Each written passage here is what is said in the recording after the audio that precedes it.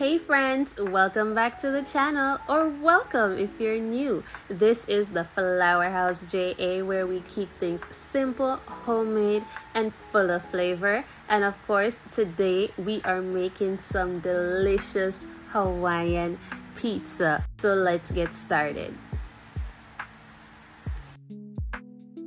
Okay, so we are gonna start off with a 3/4 cup of warm water, not hot, not cold, just warm. And this water, its main job is to help wake up our yeast. Yes, the yeast is alive and warm water tells it, hey, it's time to go to work. Speaking of yeast, we are gonna add in a teaspoon of yeast to our mixture, and the yeast is what gives pizza dough its rise. It eats sugar, releases gas, and that gas gets trapped in the dough, which is why we end up with a light and airy crust. Now I'm adding a tablespoon of sugar.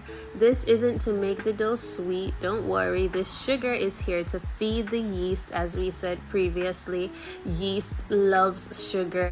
Now we are just gonna mix that all up and combine our ingredients and just give our yeast a bit of time to bloom. Here's a little time lapse of that. You can watch in real time as our yeast bloom. Yep, there it is. Look at that. After we've allowed our yeast to bloom, we are gonna add in our flour for that structure. So we're gonna do 2 cups of all-purpose flour, which will essentially be the backbone of our dough. Now, flour has gluten in it, and so gluten is what helps our pizza dough to be stretchy. Now we are gonna add a teaspoon of salt. Salt really does a few important things here. First, it adds flavor because nobody wants a bland pizza crust.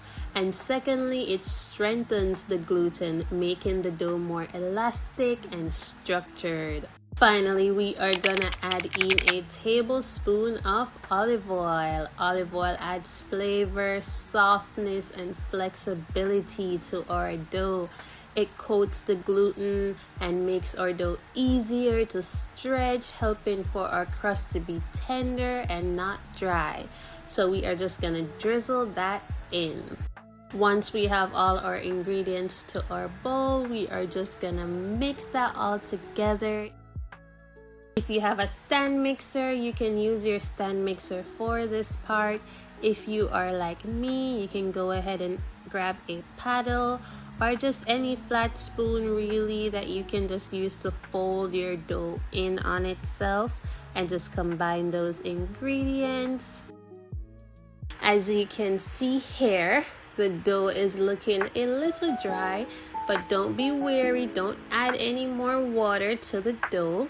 Just keep stirring, keep combining, and we are gonna work this dough, and eventually we are gonna see it come out nice and smooth. Here we see I'm scraping down the sides of our bowls because we really want to get everything. This is a process that is going to take about 8 to 10 minutes.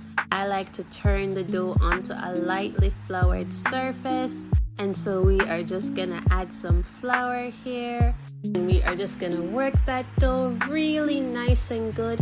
This is gonna take about 10 minutes, so you can set a timer, listen to your favorite song, whatever it is that you want to do while you just work on this dough. We're just gonna take, all the crumbs and everything and just kind of fold it in on itself. We want to push, so we're gonna grab and then push. Grab and push your dough.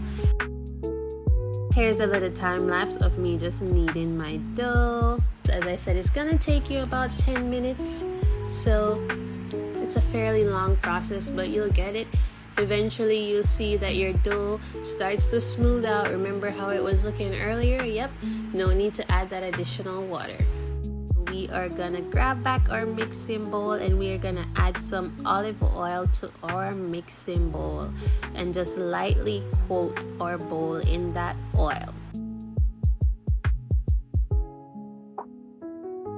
We are gonna place the dough inside and cover it with a plastic wrap so that we can really see it rising.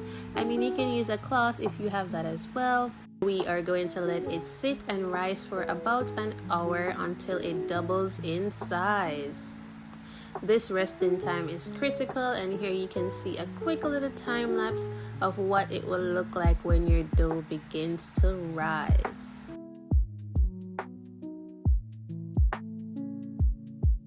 After our dough has risen or doubled in size, we're just going to take that cling wrap off. As you can see, lots of air bubbles are in our dough.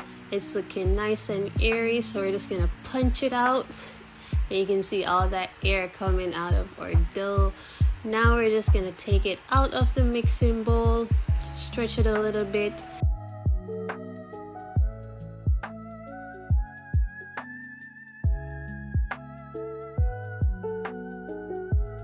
We are gonna again just flour our work surface so that we can create an environment to work with our dough a little bit more, to stretch it, roll it out with our rolling pin. Here you see I'm adding some flour to the rolling pin so that the dough doesn't stick to the rolling pin while we are trying to stretch it.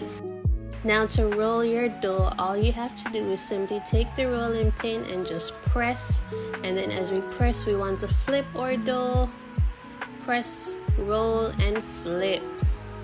Yes, and that is it. And we're just gonna do that until we stretch our dough to our desired size.